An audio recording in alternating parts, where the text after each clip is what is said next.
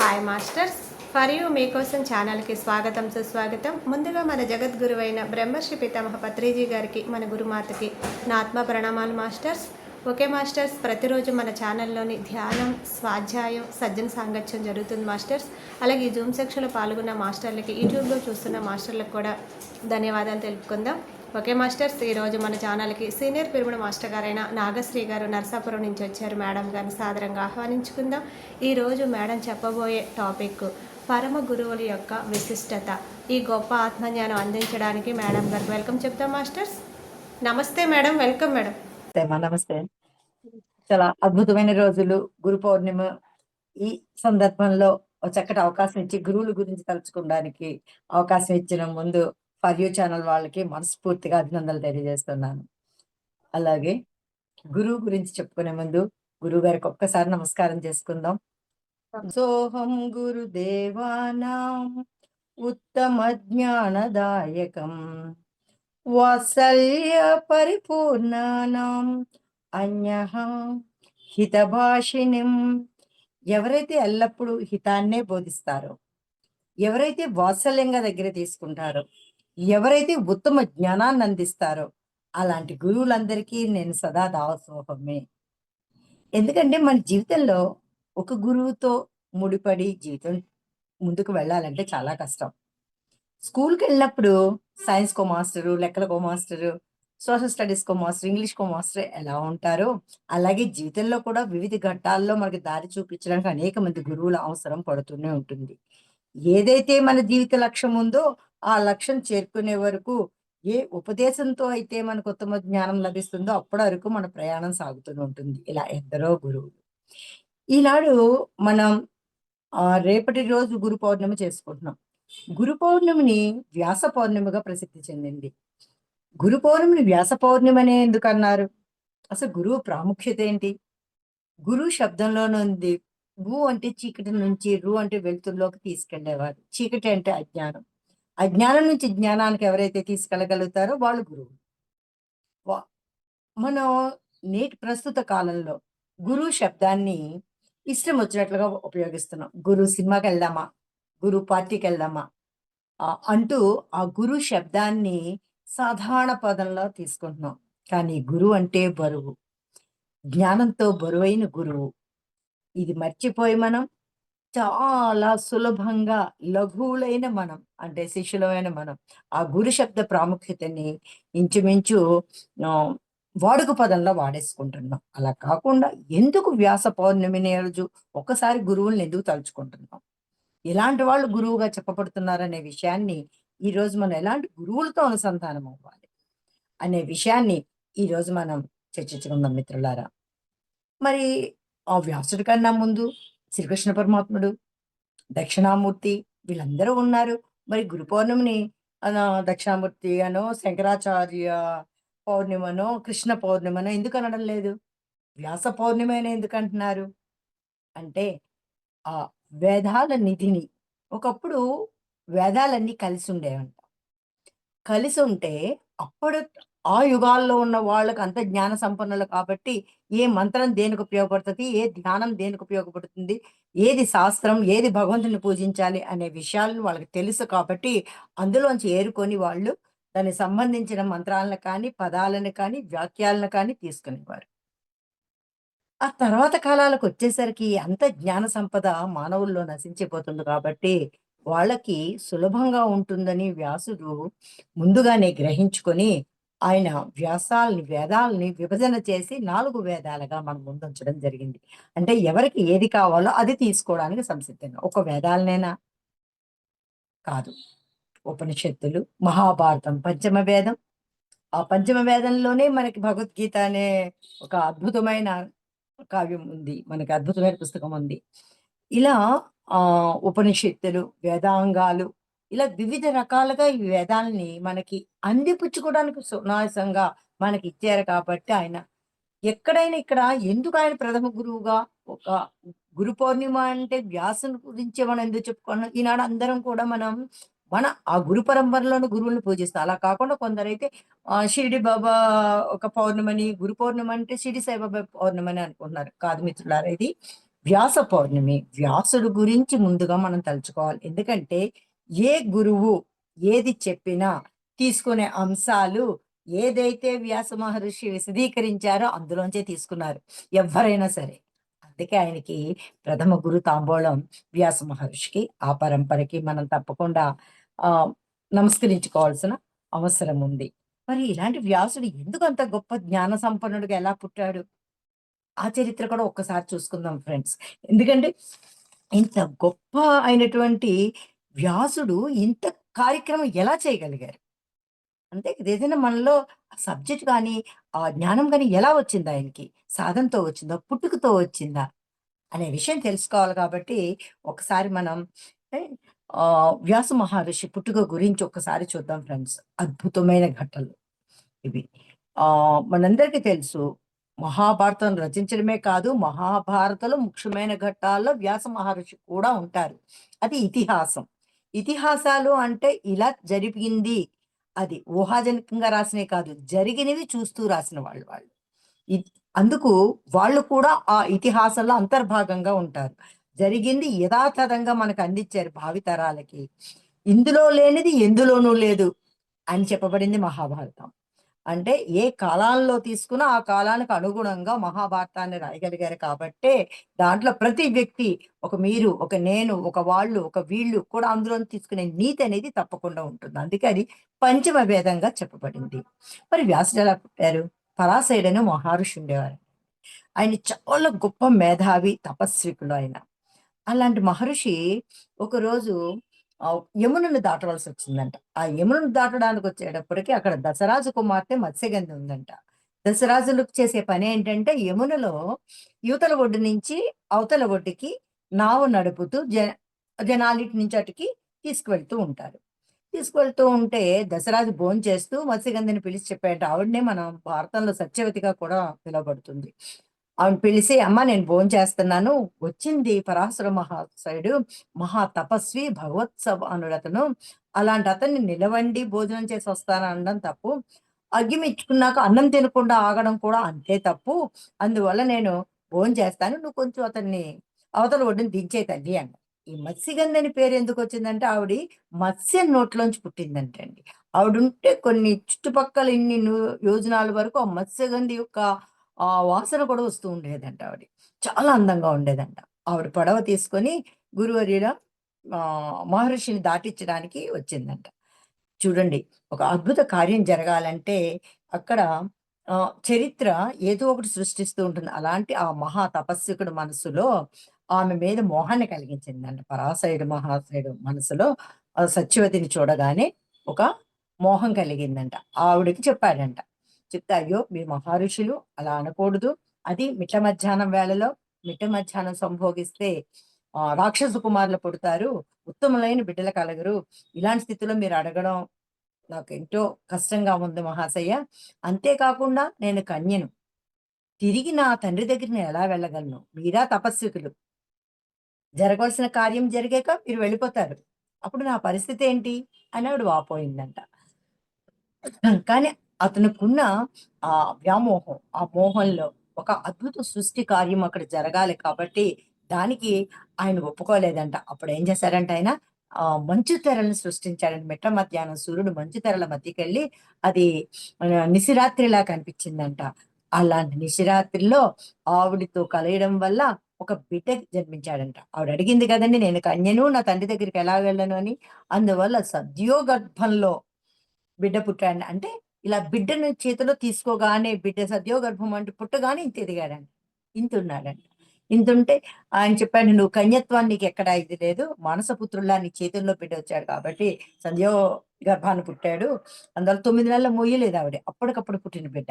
ఆ బిడ్డ పుట్టడమే ఎదిగాడు. నడిచే అంతే ఎదిగాడు. ఎదిగేసరికి అప్పుడు అతను అన్ని మంచు తెరలు కప్పబడి ఉన్నాయి కాబట్టి, ఆ మంచు తెరల మధ్యన నల్లగా పుట్టాడండి. కృష్ణుడి అంశతో పుట్టాడంటండి వ్యాస మహారాజు. కృష్ణుడు దుష్ట శిక్షణకు, శిష్ట రక్షణకు అవతారాలు ఎత్తిన అవతారాలన్నీ మనకు తెలుసు. అవి కాకుండా కపిల అవతారం అని, వ్యాస అవతారాలు ఇయన్నీని జ్ఞాన ప్రబోధకమైన అవతారాలండి. మనకు తెలిసిన దశావతారాలే కాదు, ఇంకా ఎన్నో అవతారాలు కృష్ణ భగవానుడికి ఉన్నాయి. అందులో కృష్ణుడు లాగా ఆ నల్లని మేనచేత ఆ మంచు తెరలు తెల్లగా ఉంటే, ఈ పిల్లాడు నల్లగా ఉన్నాడంటండి. ఉండి పుట్టాడంట. పుట్టగానే ఆ పరాశయ మహారాజు హ్మ్, తను వెళ్ళిపోయాడంట తన మానాన. మత్స్యగంధి పడవేసుకొని ఒడ్డుకెళ్ళిపోబోతుంటే అప్పుడు చెప్పాడంట, "నాకు ఈ లోకంతో పని లేదు. ఈ లోకంలో ఉన్న వాటి మీద నాకు వ్యామోహం లేదమ్మా. అందుకు నేను తపస్సు చేసుకోవడానికి వెళ్ళిపోతున్నానంటే, అందుకే ఆయన ద్వీపంలో పుట్టాడు కాబట్టి కృష్ణద్వైనుడు అని వ్యాస మహర్షి పేరు. ఆయన తల్లికి నమస్కరించి మాతృమూర్తికి, తల్లి కన్యగానే ఆవిడ తండ్రి దగ్గరికి వెళ్ళిపోయింది. తపస్సు చేసిన వాళ్ళు తపస్సుకి వెళ్ళిపోయారు. ఈయన తపస్సు చేయడానికి చిన్నతనంలోనే నడుచుకుంటూ ఆ చీకట్ల మధ్యన అడవిలోకి వెళ్ళిపోయాడంటండి. వెళ్ళి తపస్సు చేసి జ్ఞానం పొంది, ఆ జ్ఞానం యొక్క ప్రభావంతో తపస్సు వల్ల జ్ఞానజ్యోతులు వెలిగించుకున్నాడాయన. అంటే ధ్యానం ఎంతటి జ్ఞానాన్ని ఇస్తదో చూడండి. అంత వేద నిధిని వేదాలు 4 వేదాలుగా విభజించగలిగేటటువంటి సత్తుని ఏదిచ్చిందండి అక్కడ ఆయనకి? ధ్యానం ఇచ్చిందండి. ఆ ధ్యానం వల్ల అందుకే అంటారు వ్యాస మహర్షి నమస్తేస్తు వ్యాస విశాల బుద్ధే పుల్లార విందాయుధ పత్ర నేత్ర ఎన్నత్యో భారత తైల పూర్ణః ప్రజ్వాలితో జ్ఞానమయ ప్రదీప విచ్చుకున్న కమలాల వంటి నేత్రాల కలవాడే విశాలమైన బుద్ధి ఎంత విశాలమైన బుద్ధి అంటే ఎంత లోతైన బుద్ధి అండి ఇక్కడ. ఎంత బుద్ధి ఉంటే ఆ వేదాలు ఋగ్వేదంలో ఏముండాలి, అధర్వణ వేదంలో ఏముండాలి, సామవేదంలో ఏముండాలని అలా ఏ వేదానికి ఉంది, వేద అంగాల్లో ఏముండాలి, ఉపనిషత్తుల్లో ఏముండాలి, అష్టాదశ పురాణాల్లో ఏముండాలి, మహాభారతంలో ఏముండాలి అని విభజించగలిగే తెలివితేటలు కావాలంటే ఎంత జ్ఞాన సంపన్నులై ఉండాలి, ఎంత విశాలమైనటువంటి బుద్ధి కలిగి ఉండాలండి.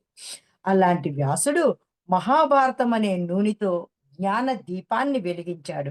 అటువంటి వ్యాసునికి నమస్కరిస్తున్నాను.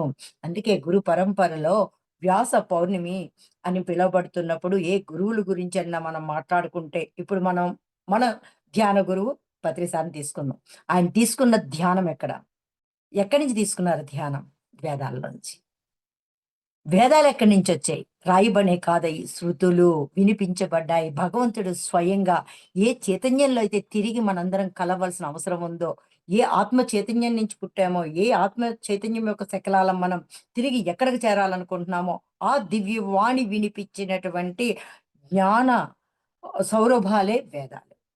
అలాంటి వేదాలను ఎవరు కూడా ఎక్కడ ఏ గురువుని తీసుకున్నా ఈ వేద పరంపరలో ఉన్నటువంటివే తీసుకుంటారు కాబట్టి వ్యాసుడు ఆది గురువు ఈ విధంగా చూస్తే. రామాయణం రాసిన వాల్మీకి ఆది గురువు అని కూడా మనం చెప్పుకుంటాం. మనం ఇక్కడ జ్ఞానం గురించి వచ్చేసరికి వ్యాస మహర్షి వల్లే ఇంత జ్ఞానాన్ని ఈ రోజు పామరుడు వరకు కలియుగంలో నామస్మరణ చాలు అంటే మన జ్ఞాన స్థితులు ఎంత దిగజారిపోయో చూడండి. ఒకప్పుడు తపస్సు చేసి ధ్యానం కూర్చుంటే అక్కడ అది జరుగుతుంది, ఇక్కడ ఇది జరుగుతుంది, ఇక్కడ ఇది జరగబోతుందని రామాయణాన్ని ఇదంతా రాయగలిగారు. మహాభారతం ఇలా జరుగుతుందని కూడా ఆయనకి తెలిసిపోయింది. కృష్ణుడికి అక్కడ ఎంత మంది సైనికులు చనిపోతారు, ఎంతమంది సైనికులు ఉంటారో తెలుసు. అక్షయ పాత్రలో ఎంతమందికి ఆ రోజుకు సాయంకాలానికి భోజనం వండాలో వండించేవారంటండి. అంత జ్ఞాన సంపన్నులు వాళ్ళందరూ. అలాంటి దగ్గర నుంచి ఒక్కొక్క యుగం వచ్చేసరికి చెప్తాం కదండి, ధర్మం 4 పాదాల నుంచి ఒంటి పాదానికి వస్తుందని. ధర్మాచరణ ఈ ధర్మాచరణ ఎప్పుడైతే తగ్గుతూ వచ్చిందో జ్ఞానం కూడా తగ్గిపోయిందండి. అందుకు అప్పుడు ఎన్ని వేదాల వల్లేస్తే వచ్చిన జ్ఞానం ఇప్పుడు కనీసం సరియైన మనస్సుతో సరియైన ప్రొనౌన్సియేషన్ కరెక్ట్ గా పలకగలిగితే నామస్మరణ కూడా చాలనే స్థితికి కలియుగం వచ్చిందండి. అలా వ్యాస భగవానుడు మనకి ఆది గురువుగా చెప్పబడ్డారు. ఇంకెవరున్నారు మనకి? గురువులు అనగానే దక్షిణామూర్తి. అవును, దక్షిణామూర్తి అంటే స్వయంగా ఎవరిలో అయితే గురు బ్రహ్మ, గురు విష్ణు, గురు దేవో మహేశ్వర, గురు సాక్షాత్ పరబ్రహ్మ అంటారు. అంటే ఏ గురువులో అయితే బ్రహ్మం సృష్టించగలుగుతాడో, ఏ గురువైతే విష్ణు సర్వదా వ్యాపించి ఉంటాడో, ఏ గురువైతే లయం చేసుకోగలడో అలాంటి గురువుకి నమస్కరిస్తున్నామని చెప్తున్నాం మనం శ్లోకం. అంటే గురువు అనే వాళ్ళలో ఉండవలసిన లక్షణాలు ఏంటంటే బ్రహ్మ విష్ణు మహేశ్వర లక్షణాలు ఉండాలి. మరి అమ్మ గర్భం కదా పుట్టాము, మనకు అంత ఇది ఉందా సత్యోగర్భం పుట్టడానికి? కానీ ఇంకో రకంగా కుంతీదేవుడికి సూర్యుడి వల్ల కొడుకు పుట్టినట్టు కానీ అలా మన బిడ్డలను కనలేదు కదా. తల్లిదండ్రుల నుంచే మనం పుట్టుక అనేది ఉంది. మరి మనకి బ్రహ్మ ఎలా సృష్టించాడు మనల్ని? ఆ అజ్ఞానంలో ఉన్న మనల్ని జ్ఞాన మార్గంలోకి సృష్టించడం ద్వారా మరు జన్మ ప్రసాదించే గురువు అయి ఉండాలి. మనం ఏ మార్గంలో వెళ్తున్నాము, ఎలాంటి మార్గంలో మనం పయనించాలని చెప్పగలిగే అంతటి సత్తా ఉన్న గురువులు ఉండాలి. సర్వవ్యాప్తమైన ఏ విషయాన్నైనా కూలంకుషంగా నేర్చుకుని, తెలుసుకొని, అవగాహన కలిగిన వాళ్ళే ఉండాలి గురువులంటే. ఈశ్వరుడులా అన్నిటినీ త్యజించి జ్ఞానం కోసమే ధ్యానముద్రలో ఉండాలి. జ్ఞానం కోసమే జీవిత ప్రయాణం చేస్తూ ఉండాలి. అయ్యో! మనం ఒక అరగంట ధ్యానం చేసేసరికి మళ్ళీ గుర్తుకొస్తూ ఉంటది. అయ్యో! ఆ పని చేయలేదు, ఈ పని చేయలేదు, ఇంకా ధ్యానంలో కూర్చుంటే ఎలాగా అనుకుంటూ ఉంటాం మనం. అలాంటి స్పృహ లేకుండా లయ స్థితిలో, లయమయ్యే స్థితిలో మనం చెప్పుకుంటూ ఉంటాం కదా! కోటి పూజ సమస్తోత్రః. కోటి స్తోత్రం సమః జపః. కోటి జప సమః ధ్యానః. కోటి ధ్యానం సమః లయః. కోటి ధ్యానాలు లయానికి సమానం. అలాంటి లయమైన స్థితిలో మనం ఎంతసేపు ఉంటున్నాం ధ్యానం చేస్తూ. నేను 8 గంటలు చేశాను, 12 గంటలు చేశాను, 24 గంటలు చేశాను, 8 రోజులు చేశాను, 40 రోజులు చేశాను కౌంట్ కాదు మిత్రులారా. ఎంత లయ స్థితిలో ఉండగలిగాం. ఆలోచనారహిత స్థితిలో చైతన్యంతో ఎక్కడ కలుస్తున్నాం? లేదు మన గురువుని ఎలా కలుస్తాం? అనుసంధానం ఎలా అవుతున్నాం? ఏ విషయంతో అనుసంధానం అవుతానే అవగాహన మనకుండాలి. అందుకే దక్షిణామూర్తి గురుస్థానంలో మనం ఉంటాం. దక్షిణామూర్తి అంటే బ్రహ్మ విష్ణు స్వరూపంలో ఉండడమే ఆయన 3 రూపాల్లో 3 మూర్తులుగా మనకు కనిపిస్తూ ఉంటారు. ఆయన గురుస్థానంలో ఉంటాం. ఆ గురు పరంపరలో ఉన్న వాళ్ళు కూడా ఉన్నారు. ఇంకా మనం బాగా చెప్పుకున్న శంకరాచార్యులు. శంకరాచార్యులు. శంకరాచార్యులు మనకి కొత్తగా రూపొందించి ఇచ్చినది లేదు. కానీ వేదాల్లో ఉన్న విషయాన్ని పునఃప్రస్తావించి మనందరికీ ఒక అద్వైత సిద్ధాంతాన్ని మనందరికీ చూపించినటువంటి శంకరాచార్యులను మనం తలుచుకోకుండా గురు పౌర్ణమి రోజు మనం ఉండలేం. ఎందుకంటే మనకి శంకరాచార్యులు చెప్పినది పునరపి జననం పునరపి మరణం పునరపి జఠరే జఠరే శయనం. ఈ వృత్తంలో చిక్కుకొని పుడుతూ చేస్తూ ఇదే భగవద్గీతలో కూడా చెప్పబడ్డది. పుడుతూ చేస్తూ ఉంటాం, మోక్ష మార్గానికి వెళదామా అనే విషయాన్ని ఎంత స్పష్టంగా ఆయన తెలియజేశారంటే, ఆయన సిద్ధుల ద్వారా, అనుభవాల ద్వారా, అనుభూతుల ద్వారా మనకు చెప్పారండి శంకరాచార్యులు. మనం అది గమనించుకోవాల్సిన వ్యాసుడు ఉన్న ఆల్రెడీ మనకు చెప్పబడిన భగవద్గీతలో చెప్పబడినటువంటి వాటిని ఆహ్, విపుడీకరించి మనకి దాన్ని భాగాలు చేసి ఇది పార్ట్ 1, ఇది పార్ట్ 2, ఇది పార్ట్ 3 అని మనకి ఈజీ అవ్వడానికి చెప్తే, శంకరాచార్యులు అందులో ఉన్నయన్నీ కూడా ఆయన ఆహ్, సాధన చేసి ఆయన తల్లి చూడాలనుకుందండి. ఆయన వెళ్ళలేదు. ఆయన సూక్ష్మ శరీరాన్ని తల్లి దగ్గరికి పంపించాడు. అంత గొప్పగా తపస్సు చేశారు. అంత గొప్ప ధ్యానం. పరకాయ ప్రవేశం చేసిన సంఘటనలు ఇలాంటివి ఎన్నో ఉన్నాయి శంకరాచార్యుల జీవిత చరిత్ర చదివితే. అంటే ధ్యానం వల్ల సాధించలేనిదంటూ ఏదీ లేదని నిరూపించినటువంటి ఒక అత్యున్నతమైన గురువు శంకరాచార్యులు. అందుకే అంటారు సదాశివ సమారంభం శంకరాచార్య మధ్యమం అస్మదాచార్య పర్యంతం వందే గురు పరంపర. ఎవరైతే గురు పరంపరలో ఉన్నారో పరమశివునితో ప్రారంభమైనటువంటి శంకరాచార్యుల ద్వారా కొనసాగపడి నా గురువుల వరకు ఉన్న గురు పరంపరకు నమస్కరిస్తున్నాను. నా గురువుల వరకు ఉన్న అంటే మొత్తం గురువులందరినీ మనం తలుచుకుంటున్నామండి. ఎక్కడ ప్రారంభమైంది ఇది? పరమశివుడు చెప్పాడండి. తపస్సు వల్ల ప్రయోజనాలండి ఎన్ని ధ్యాన పద్ధతులున్నాయి అని చెప్పారు. 112 ధ్యాన పద్ధతులుంటే 108 ఆయన ఋషులందరికీ వివరించి ఒక 4 గుప్తంగా, అనుభవపూర్వకంగా నేర్చుకోవాలని చెప్పినటువంటి అద్భుతమైన గురువు శంకరాచార్య. అలాగే వీరబ్రహ్మం గారు. మన కాలజ్ఞానం. ఈ రోజు కూడా ఏదైనా విషయం జరుగుతుంది. అవునండి. ఆహ్, ఎప్పుడో బ్రహ్మంగారు చెప్పారండి అది అవుతదని. అదే అయిందండి అంటాం. ఎంత కాలజ్ఞానం అండి. చూడండి ఇక్కడ వరకు ఉన్నదాన్ని వాళ్ళు చెప్తే బ్రహ్మంగారు జరగబోయే దాన్ని ఈ విషయాలు జరుగుతాయని ఎంత క్లియర్‌గా చెప్పారో చాలా విషయాలు జరుగుతున్నాయని మన పెద్దలు, విద్వాంసులు, తపస్వికులు పోల్చి చూసి ఆయన జీవిత చరిత్ర క్షుణ్ణంగా చదివిన ప్రతి ఒక్కళ్ళు ఈ ఘటన ఉంది, ఈ ఘటన ఉంది, ఈ ఘటన ఉందని చెప్తారు. ఈ రోజుకి మనందరికీ విదితమే వీరబ్రహ్మం గారు. అలాంటి పరమ గురువు ఆయన ఋషి కీర్తి ఆయన ఎన్నో ఎప్పుడు ఆయన 1693లో సజీవ సమాధయ్యారు. అంటే ఇంచుమించు 17వ శతాబ్దంలోనే ఆయన కాలం చేశారు. కాలం చేయలేదు. సజీవ సమాధయ్యారు. ఇప్పటికీ బ్రహ్మంగారి మఠం దగ్గర ఆయన ఉత్సవాలయి చేస్తూ ఉంటారు. ఆయన ప్రముఖ శిష్యుడు సిద్ధప్ప. ఎ ఆయన కాలజ్ఞానాన్ని ప్రజల్లోకి తీసుకొచ్చారు. ఇక ఆయన మహాయోగి, ఆత్మ జ్ఞాన తత్వబోధలు చేశారండి. జ్ఞానం అంటే మనం నేర్చుకున్న ఆహ్, విద్యలు కాదు. జ్ఞానం అంటే ఆత్మజ్ఞానం. సరైన ఆత్మజ్ఞానం లేనిదే మోక్షం ఎవరికీ లేదు. ఇది వాస్తవం, ఇది సత్యం, ఇది మనందరం నమ్మి తీరాలి. ఎందుకంటే మనం అనుకుంటాం ఒక ఇంజనీరింగ్ చేసాం, ఒక డాక్టర్ చేసాం, మనందరం చాలా జ్ఞానులం అనుకుంటాం. అదంతా విజ్ఞానం, మనకు సైన్స్ అందించేది విజ్ఞానం. మరి ఆత్మజ్ఞానం, అసలైన జ్ఞానం ఆత్మజ్ఞానం. ఏది లేకపోతే మోక్షాన్ని పొందలేమో. ధర్మార్థ కామ మోక్షాలని చెప్తూ ఉంటాం. ఒకళ్ళు ఎవరైనా ఒక జన్మ తీసుకున్న పురుషార్థాలు, ధర్మార్థ కామ మోక్షాలను మనం సరిగ్గా పాటించాలంటాం. ధర్మం, ధర్మాన్ని పాటించాలి. ఇప్పుడు నేను కూర్చొని చెప్పమన్నారు కాబట్టి చెప్తున్నాను, మాట్లాడాలి.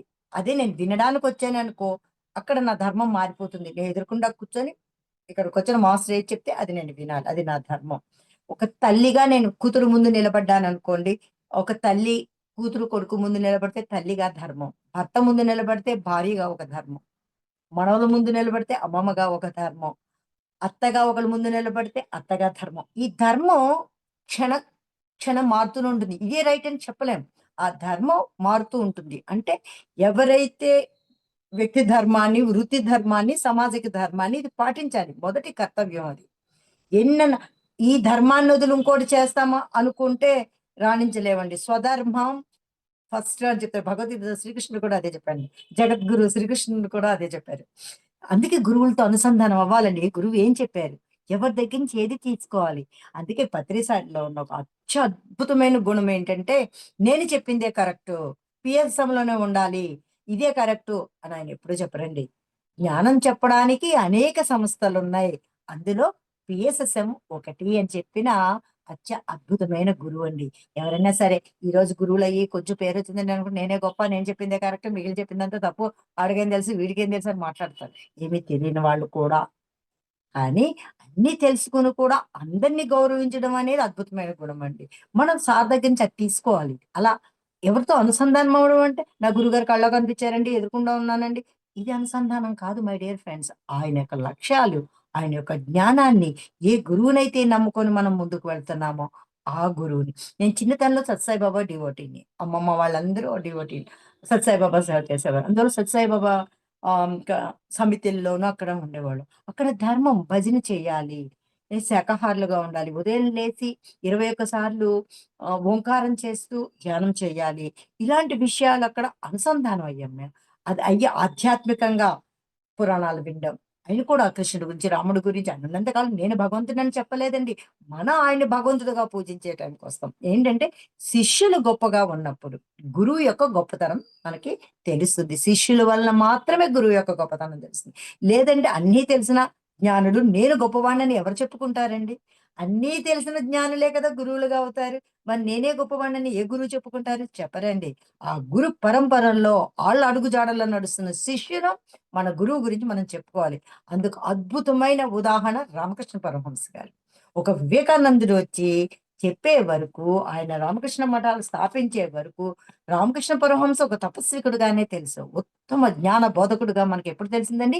వివేకానందుడి జీవిత చరిత్ర చదివితే తెలుస్తుంది మనకి. అంత ఆయన కూడా ఎంత గొప్ప సాధనండి.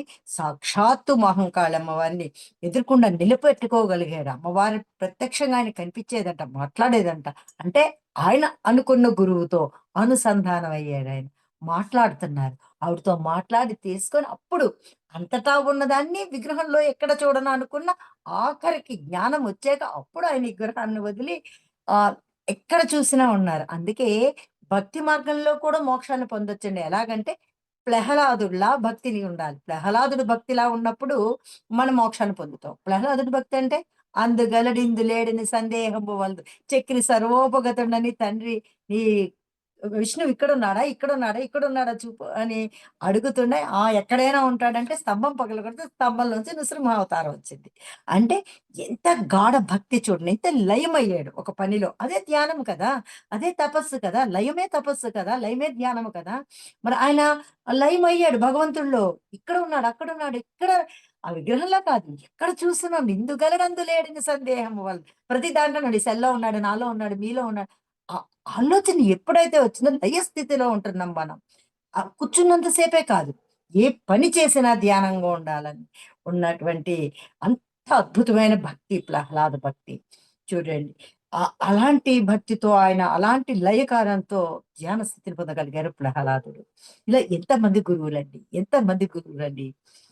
మనందరికీ తెలుసు దేవుడు ఒక్కడే శాశ్వతమైన సత్యం. అంటే చైతన్యం అనండి. దేవుడిని నమ్మని వాళ్ళు చైతన్యం. నమ్మాలి కదా! మనకన్నా సుప్రీం పవర్ అనేది మన పైన ఉంది. అది నమ్మి తీరాలి ఎవరైనా. రూపం లేదు. జనన మరణాలకు అతీతం. రూపం లేదు, జనన మరణాలకు అతీతం. భగవంతుని చూడలేము, మాట్లాడలేము. ఆత్మశక్తితో గ్రహించగలగాలి. కానీ అది సాధ్యం అవుతాదా? మరి అలాంటి సాధ్యం చేయడానికి ప్రత్యక్షంగా మనకి ఎదురుకుండా ఉన్న వాళ్ళే గురువులు. అలాంటి మార్గాన్ని చూపించే వాళ్ళే గురువులు. భగవంతుని కూడా ఈ రూపం ఎందుకుంది, ఈ రూపం ఎందుకుంది పరిచయం చేసింది గురువులు కాబట్టి భగవంతు కొన్నిసార్లు ఒక సంశయం వస్తూ ఉంటుందండి. ఏదైనా ఒక కార్యక్రమం మనం మొదలుపెట్టినప్పుడు విఘ్నాలు రాకుండా విఘ్నేశ్వరుడు కదా నమస్కరించాలి అనిపిస్తది. దేవుడికి ముందు నమస్కరించాలా? గురువు గారికి ముందు నమస్కరించాలా? అని ఒక సంశయం వస్తుంది. ఆ దేవుణ్ణి పరిచయం చేసింది కూడా గురువే. అటు తల్లి అవ్వచ్చు. తల్లి తొలి గురువు అంటున్నారు. మేడం అని గురువులతో వెళ్తాం. ఇలా రామకృష్ణ పరమహంస గారు అద్భుతమైన గురువుగా వచ్చారు. అలా మనకి వీరబ్రహ్మం గారు, శంకరాచార్యులు కళ కాదు భారతీయ పరంపరలో అనేక మంది గురువులు, గురు సన్నిధులు. వాళ్ళ నుంచి వచ్చిన ఒక రాముడు, ఒక వచ్చిన విశ్వామిత్రుడు తీసుకెళ్లి గురూపదేశం చేశాడండి ఆయన. ఏ వశిష్ఠుడు చూడండి ఎంత తపస్వికులే గురువులుగా చెప్పబడ్డారు. ఈ రోజు ప్రతి ఒక్కళ్ళని మనం గురువులుగా అనుకుంటున్నాం. ఎంత ఆత్మజ్ఞానాన్ని విలువిద్యని ద్రోణాచార్యులు, కౌరవులకి పాండవులకి ఇచ్చిన ద్రోణాచార్యులు. ఇలా మన ధ్యాన స్థితిలోకి వస్తే పరమహంస యోగానంద. మొదటిసారి మీరు చెప్పారు కదా ఒక యోగి ఆత్మకథ చదవాలనుకున్నప్పుడు 4 పేజీలు చదివేసరికి ఇదెక్కడ గోలరా బాబు అనిపించింది. ఇదే అనిపించిందండి. చదివి దాన్ని తీసుకునే స్థాయి నాకు లేదప్పుడు. అనిపించి ఇక్కడ ఉంటారు మనుషులు అక్కడ ఉంటారా? ఇది సాధ్యమా? అనుకుంటాం. అనుకోని మనం పుస్తకం తీసి పక్కన పడేసాం. ఎందుకంటే అర్థం కాదు కాబట్టి. ఆ తర్వాత ప్రతిసారి పరిచయం అయ్యాక ఎన్నో పుస్తకాలు చదువుతున్నప్పుడు ఇప్పుడు ఇక్కడ ఒక విషయం గుర్తుపట్టుకోవాలి మై డియర్ ఫ్రెండ్స్. ఎవరో చదవమన్నారని ఏదో పుస్తకం చదివితే అది మనకి ఏది కావాలో అది అందివ్వదు. మనకి ఏది కావాలో మనం తెలుసుకొని చదువుకున్న పుస్తకాలు మనకు ఆ లక్ష్యాన్ని వస్తాయి. సపోజ్ ఇప్పుడు వంటలు చేయాలనుకోండి, వంటల పుస్తకమే చదవాలి. ధ్యానం పుస్తకం చదివితే వంటలు రావు. అలా ధ్యానం కోసం తెలుసుకోవాలనుకోండి, దానికి సంబంధించిన పుస్తకాలు చదవాలి తప్ప, మన ఏ కార్టూన్సో, కామిక్సో చదివితే అర్థం కాదు. అంటే మన జీవిత లక్ష్యం ఏంటి? మనం దేని వైపు ప్రయాణిస్తున్నాం, దానికి సంబంధించిన పుస్తకాలు ఎంచుకొని చదవగలగాలి. కొన్ని పుస్తకాలు అనుకోకుండా మన దగ్గరకొస్తూ ఉంటాయి. ఎక్కడో చూసాం, ఎవరి చేతుల్లో చూసి, అబ్బా! ఈ పుస్తకం చదవాలనండి, ఈ పుస్తకం ఒకసారి ఇస్తారా అనుకుంటాం. అలా ఏంటంటే మన లక్ష్యాన్ని తీసుకెళ్ళి మనకు అనుకున్న పుస్తకాలు. అలాగే ప్రతిసారి ఎన్నో వేల పుస్తకాలు చెప్పారు. అందులో కొన్ని పుస్తకాలు మనం కనెక్ట్ అవుతాం తప్పకుండా. కొన్ని పుస్తకాలు ఇదేనా అనిపిస్తది. అందరికి అన్ని ఒకేలాంటి ప్రభావాన్ని ఇవ్వవు. చెప్తారు కదా! భగవద్గీత చదివితే మనం ఉన్న పరిస్థితులను బట్టి మనకే 10 రకాలుగా అది భావాన్ని అందిస్తుందంటండి. అలా మనకి తెలియకుండా ప ఆ తర్వాత పరమహంస యోగం అందరూ ధ్యాన మార్గంలో పరమహంస యోగంలో పుస్తకం చదవకుండా ధ్యానం చేస్తున్నారా? అన్న ఒక మాట వినిపిస్తది మనకి. అప్పుడు వినిపించినప్పుడు చదవడం మొదలుపెట్టాం. చదివినప్పుడు కొంచెం టైం తీసుకొని అంటే ఎన్ని పేజీలు చదివామని కాదు. ఎంత అర్థం చేసుకున్నాం. ఎన్ని పదాలను అనువదించుకోగలిగాం. ఎన్ని వాక్యాలు మనం అంతట మనం వింటున్నాం అనేది పట్టుకొని చదివితే సెల్ఫ్ రియలైజేషన్ ఫెలోషిప్ అనే సంస్థ ద్వారా ఆయన ఒక సొసైటీని స్థాపించి ప్రపంచ దేశాలన్నిట్లికి ధ్యానాన్ని అందించారాయన.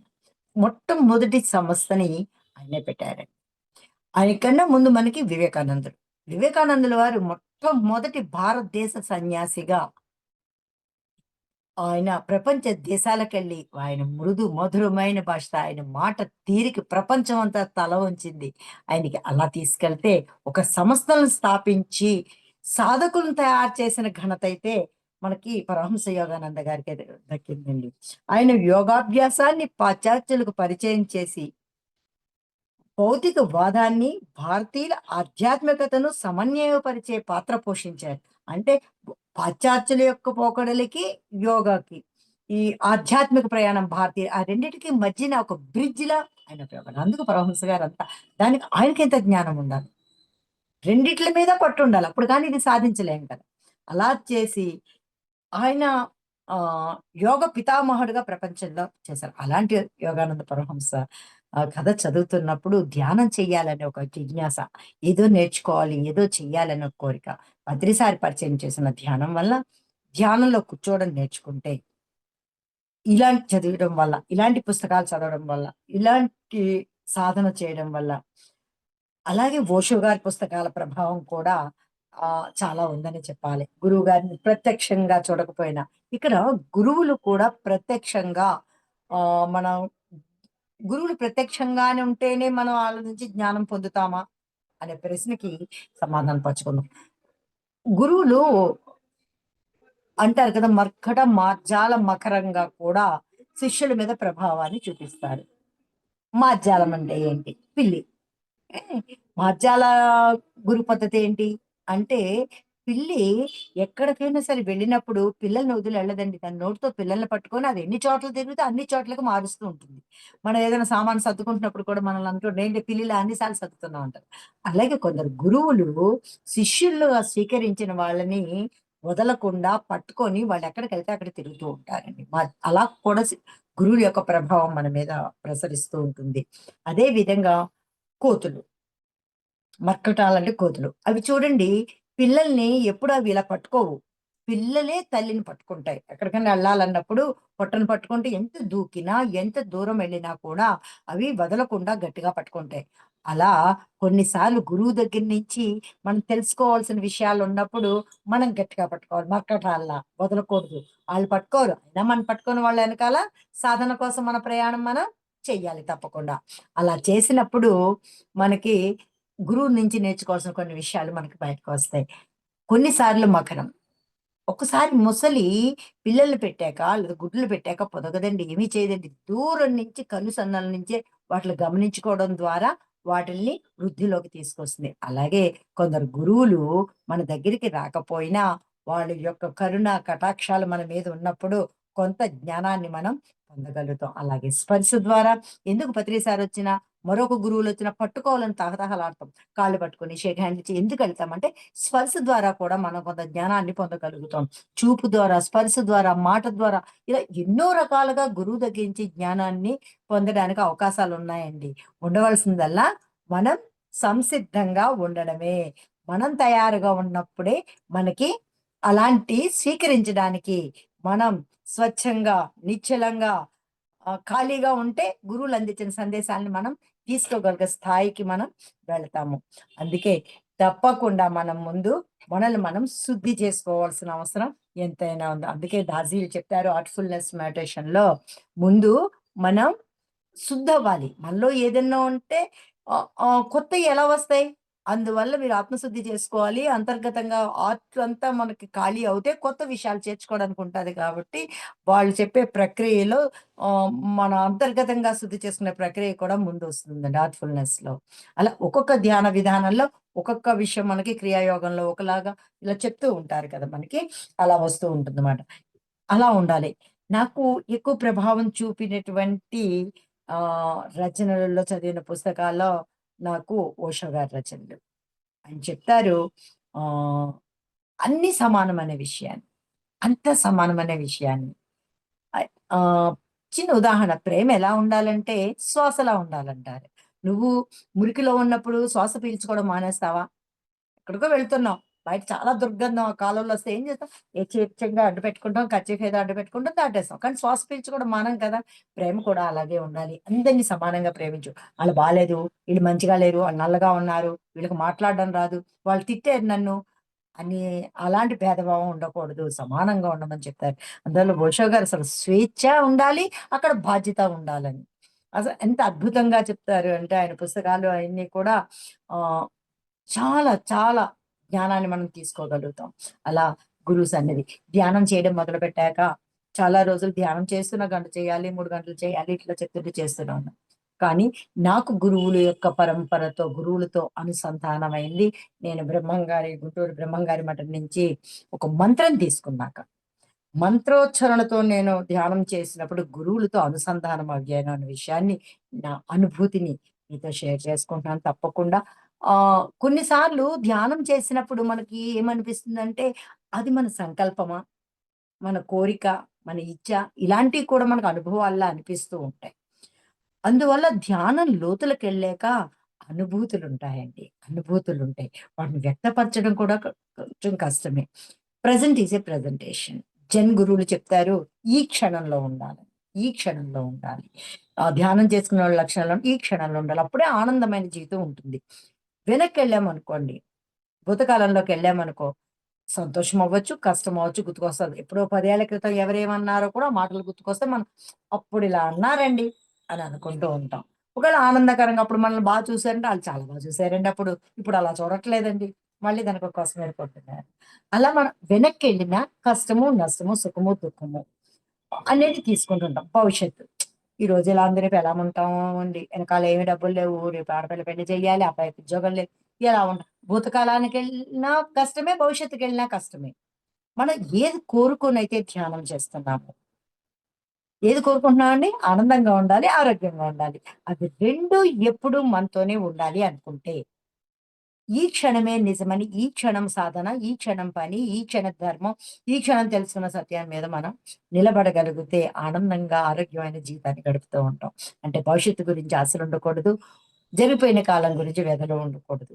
ఏది ఉండకూడదు. రెండిటిని సమానంగా రాగ విరాగాలకు అతీతంగా నడవగల శక్తి మనకి రావాలంటే ధ్యానానికి మించినటువంటి సాధన ఇంకొకటి లేదు. అందుకే మనం గురువు యొక్క ఇది నెట్‌లో చూసి నేర్చుకున్నామండి. యోగా అవ్వచ్చు, పతాంజలి మహర్షి చెప్పిన అష్టాంగ యోగాలవ్వచ్చు, అష్టాంగ మార్గాలవ్వచ్చు, మహాశయుడు బుద్ధుడు చెప్పినటువంటి అష్టాంగ మార్గాలవ్వచ్చు, యమ నియమాలవ్వచ్చు. ఏ విషయాన్నైనా ఇది చదువుకొని నెట్‌లో చూసి నేర్చేసుకున్నామా అంటే అది అసంపూర్ణమైన విద్యే.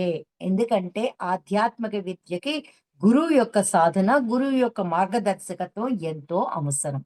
నడవవలసింది మనమే అయ్యుండొచ్చు. సాధన మనమే చెయ్యాలి. కానీ మార్గదర్శకత్వం తప్పకుండా కావాలి. ఇప్పుడు నేను హైదరాబాద్ నుంచి బొంబాయి వెళ్ళాలి.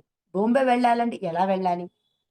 నడిచెళ్ళాలా? సైకిల్ మీద వెళ్ళాలా? బండి మీద వెళ్ళాలా? రైలా? బస్సా? కారా? హెలికాప్టరా? ఏరోప్లేనా? ఇన్ని మార్గాలున్నాయి. అష్టాంగ మార్గాలండి. ఎన్ని మార్గాలున్నాయో చూడండి. ఇన్ని మార్గాలున్నాయి. అందులో నాకు ఏది సరి అయిన మార్గము అనేది నేను ఎంచుకోగలనా? అలా ఎంచుకోలేనప్పుడు నేనున్నానంటూ వెనక నిలబడి మార్గాన్ని ఇలా వెళ్ళు, ఇది నీ జీవిత లక్ష్యాన్ని సాధిస్తుంది చెప్పగలగ మహోత్తరమైన వ్యక్తే గురువు. అలాంటి గురువు లేకుండా ఆధ్యాత్మిక ప్రయాణం అంటే ఆత్మ ప్రయాణం, ఆత్మ జ్ఞాన ప్రయాణం చేయలేమండి. మనం చెప్పుకున్నాం పురుషార్థాల్లో ధర్మం గురించి చెప్పుకున్నాం. అర్థం ఎలాంటి విధంగా డబ్బు సంపాదించాలి? ఏ విధంగా చెప్పాలి? అర్థము అంటే అటు సంపద. అంటే అర్థంతో అవసరం ఏముందండి? మేము సన్యాసులం అవ్వదండి. ఫుడ్ ఉండాలి గదండీ! ఇంట్లో సంసారం ఉంటది. వాళ్ళని పోషించాలి గదండీ! ఇయన్నీ కావాలంటే డబ్బు సంపాదించాలి. కానీ దాన్ని ఏ మార్గాన సంపాదించాలి? న్యాయ మార్గం ఏది? సత్య మార్గం ఏది? దేని గుండా మనం పయనించాలి అనే ఒక అవగాహన అద్భుతమైన లక్ష్యం. ధర్మార్థ కామ. కా అయ్యో! అసలు నాకు కామాలే లేవండి. అసలు నాకు కోరికలే లేవండి. నేను చాలా సింపుల్‌గా ఉంటానండి అంటాం. అసలు కోరిక లేకపోతే ఎదుగుదల లేదండి. మోహం ఉండకూడదు. మితిమీరిన కోరికలు ఉండకూడదు. కోరిక ఉండాలి. ఇప్పుడు కాసేపు ఉండేసరికి మళ్ళీ ఆకలేస్తది. అన్నం తినాలి. ఇంకొద్దిసేపు ఉండేసరికి ఎవరో వస్తారు చూడాలని ఉంటది. ఇంకొద్దిసేపు ఉన్నప్పుడు ఏ గుడికో, గోపురానికో ఎళ్ళాలనిపిస్తది. ఇక్కడి నుంచి అక్కడికెళ్ళాలి. ఇయన్నీ చిన్న చిన్న కోరికలే. కానీ ఉండవలసిన కోరికలు. మన ఆధ్యాత్మిక ఎదుగుదలకి, జీవన విధానానికి ఒక వ్యక్తి ఎదుగుదలకి కూడా కోరికలనేవి ఉండాలి. అక్కడే ఉండిపోతే ఎలాగా? పూర్వం రూ. 10 సంపాదించాం. అది సరిపోయింది. ఇప్పుడు మధ్య కాలంలో రూ. 100 సరిపోయింది. ఇప్పుడు రూ. 1000 సరిపోయి ఇప్పుడు రూ. 1,00,000 సరిపోవడం లేదు. అది సంపాదించుకునే మార్గం లేకపోతే భార్య, బిడ్డల్ని లేతే భర్తని, అత్తమామ ఈళ్ళందరిని ఎలా మనం పోషించగలుగుతాం కదా! అందువల్ల కోరికలుండాలి. ధర్మార్థ, కామ ఉండాలి. ఎలా ఉండాలి? ధర్మంగా ఉండాలి, సత్యంగా ఉండాలి. అప్పుడు మోక్షమొస్తది. ఇయన్నీ ఎవరైతే ఈ మోక్షాన్ని పొందడానికి ఆత్మజ్ఞానం కావాలండి. ఈ 3 మనం మన దైనందిన జీవితంలో కనిపించే వాళ్ళు స్నేహితులవ్వచ్చు, పుస్తకాలవ్వచ్చు, అమ్మ అవ్వచ్చు, నాన్న అవ్వచ్చు, అక్క చెల్లెళ్ళవ్వచ్చు, ఫ్రెండ్స్ అవ్వచ్చు, మన స్కూల్ టీచర్స్ అవ్వచ్చు, లెక్చరర్స్ అవ్వచ్చు. వీళ్ళందరూ మన గురువులుగా తీసుకొని ముందుకెళ్ళొచ్చు. కానీ చివర మోక్షం అన్నది ఉంది చూడండి, అది పొందడానికి, జన్మ రాహిత్యం పొందడానికి, మళ్ళీ పుట్టకుండా ఈ జన్మని ఎలా సార్థకం చేసుకోవాలని తెలుసుకోవాలంటే, గురు పరంపరలో ఉన్నటువంటి గురువుల యొక్క ఆవశ్యకత మనందరికీ ఉంది మిత్రులారా. అలా మనకి అలాంటి గురువుల్ని ఎంచుకొని, లేతే గురువుల చేత మనం ఎంచుకోబడి ముందుకు ప్రయాణం చేసినప్పుడు మాత్రమే మనం మోక్షాన్ని పొందగలుగుతాం. ఇది వాస్తవం. అందువల్ల ఆ వ్యాసుడి దగ్గర నుంచి, శ్రీకృష్ణుడి నుంచి, దక్షిణామూర్తి నుంచి, దత్తాత్రేయుడి నుంచి, శంకరాచార్యుల నుంచి, రామకృష్ణ పరమహంస దగ్గర నుంచి, పత్రిసారి నుంచి, ఒక వివేకానంద నుంచి, ఒక వీరబ్రహ్మం గారి నుంచి, ఒక సిద్ధప్ప నుంచి, ఒక ఇలా ఎందరో యోగులు, ఒక బుద్ధుడి నుంచి, ఒక మహావీరుడి నుంచి, ఒక జీసస్ నుంచి, వీళ్ళందరూ గురువులండి మనకి. భగవంతులు కాదు, గురువులు. గురువులకి మన భగవంతుడు. ఒక షిరిడి బాబా నుంచి, ఒక సత్సాయి బాబా నుంచి నేర్చుకోవాల్సినవి ఎన్నో ఉన్నాయి. ఈ గురు పరంపరలో ఏదైతే అన్నిటికీ మూలమైనటువంటి ఒక ఏది వాస్తవికత, మనకి ప్రమాణం ఏంటి అని అడుగుతాం కదా ఏదైనా ఒక విషయాన్ని. దీనికి నిదర్శనం ఏంటి, దీనికి ఎలా చేసాం, ఇది ఎందుకు కరెక్ట్, ఏ మూలంలోంచి తీసుకున్నారు అని ప్రశ్నలు వస్తాయి మనకి. అంటే నిరూపించడానికి ఒక ప్రమాణం కావాలి మనకి, ఇది ఇలా జరిగిందని. అలా ప్రమాణంగా తీసుకున్నది మొట్టమొదటి గ్రంథం వేదం అండి. వేద ప్రమాణమే మన భారతదేశంలోనే కాదు, ప్రపంచం అంతటా కూడా వెళుతుంది వేద ప్రమాణమే. కానీ అది వేదంలోంచి తీసుకోబడ్డదని మనం గ్రహించుకోలేమంటే. ఇప్పుడు చాలా మంది సైంటిఫిక్ గా కూడా, అటు నాసాలో ఉన్న వాళ్ళు కూడా వేదాల్లో ఉన్నటువంటి మనం చిన్న ఉదాహరణ చెప్పుకుంటాం. హనుమాన్ చాలీసాలో సూర్యుడు ఎన్ని యోజనాల దూరంలో ఉన్నాడో అందులో ఉంది. దాన్నే ఇది బయటకు తీసుకొచ్చారు. వాళ్ళ లెక్కలయ్యో నాసాల లెక్కలు కూడా అయ్యాయి. అలా ప్రతిది. మరి వేదం చదవలేనప్పుడు, శృతులు లేనప్పుడు స్మృతులు, ఏదైతే ఇతిహాసాలు, పురాణాలు, అష్టాదశ పురాణాలు, రామాయణ, భారత, భాగవత గ్రంథాలు ఉన్నాయో అవి ప్రమాణకంగా 2 తీసుకుంటాం. ఇది కూడా తెలుసుకోలేదండి, మనకు అది కూడా తెలియలేదు. అప్పుడు ఏం చేస్తాం, సృష్టుల యొక్క ప్రవర్తన ఎవరైతే వాటిని అనుసరిస్తూ వస్తున్నారో, వాళ్ళ దగ్గర నుంచి నేర్చుకుంటాం. పత్రిసారి ధ్యానం చేశారు, మేము ధ్యానం చేస్తాం. సత్సాయిబాబా భజన చేశారు, సేవలు చేశారు, ఎంతో సేవ చేశారు. రాయలసీమకి నీళ్ళు ఇచ్చారు, విద్య ఇచ్చారు, వైద్యం ఇచ్చారు, అలా చేశారు. వాళ్ళని చూసి మనం నేర్చుకుంటాం. ఓకే, ఇలా. మరి వాళ్ళు కూడా లేరండి అంటే వాళ్ళు లేకపోవడం అంటూ ఉండదు. ఊరికి ఒక్కలో ఇద్దరో తప్పకుండా మనం ఫాలో అవ్వాల్సిన వాళ్ళు ఉంటారండి. కాలుస్తే వాళ్ళు చేస్తుంది మంచి అని గ్రహించుకునే శక్తి మనకు లేనప్పుడు ఎవరు లేరండి, ఎవరు చెప్తే వినాలి అనుకుంటాం. మూడోది శిష్యుల యొక్క ఆచరణ, అది కూడా లేనప్పుడు ఆత్మ ప్రబోధాన్ని వినగలిగే గుణం మనకు ఉండాలి. మన మనసు తప్పు చెప్తుంది, బుద్ధి కర్మానుసారం నడవచ్చు, కానీ ఆత్మ చెప్పే ప్రబోధాన్ని గ్రహించుకోగలిగితే అది ఎప్పుడు అసత్యం వైపు కానీ, అధర్మం వైపు కానీ మనల్ని నడవనివ్వదు. అందుకే ఆత్మజ్ఞానం మనకి చాలా అవసరం. కనీసం మనలో ఆత్మ ఉన్నదని గుర్తించి, దేహమే దేవాలయం, జీవుడే సనాతన ధర్మం ఆలోచించుకున్నప్పుడు ధర్మాన్ని కాపాడుకుంటూ, గురు పరంపరని తెలుసుకుంటూ ముందుకు వెళ్ళి అద్భుతమైన ఆనందకరమైన జీవితాన్ని మనం జీవిస్తామండి. ఇలాంటి పుణ్యభూమి, కర్మభూమి, వేద భూమి, ధ్యాన భూమి అయినటువంటి ఈ భారతదేశంలో పుట్టడం ఒక వరం అనుకుంటే, ధ్యాన మార్గంలో ప్రయాణం చేయడం అత్యున్నత అవకాశం అండి మనకి. దాన్ని వినియోగించుకుందాం. మన గురు పరంపరకి ఎప్పుడు శిరస్సు పంచి పాదాభివందనాలు అర్పించుకుంటూ జీవితంలో ముందుకు వెళ్దాం friends. Thank you so much. ఇంత అవకాశం ఇచ్చి, ఈరోజు గురువుల గురించి తలుచుకునే అవకాశం ఇచ్చి, వాళ్ళతో అనుసంధానం అవుతూ, వాళ్ళు పలికించిన వాడు రామభద్రుడట అన్నారు పోతన గారు. అలా ఈ రోజు మీ ముందు కూర్చొని మాట్లాడుతున్నానంటే అది గురువులు వరప్రసాదంగా భావిస్తూ వేదికని తిరిగి సత్తి గారికి అందిస్తున్నాను. Thank you madam, thank you so much madam. For you మీకోసం మన ఛానల్కి వచ్చి ఎంతో గొప్ప ఆత్మజ్ఞానం అందిస్తున్న మాస్టర్లందరికీ, లలిత్ గారికి, నాగశ్రీ గారికి ధన్యవాదాలు చెప్పుకుందాం మాస్టర్స్. Thank you masters.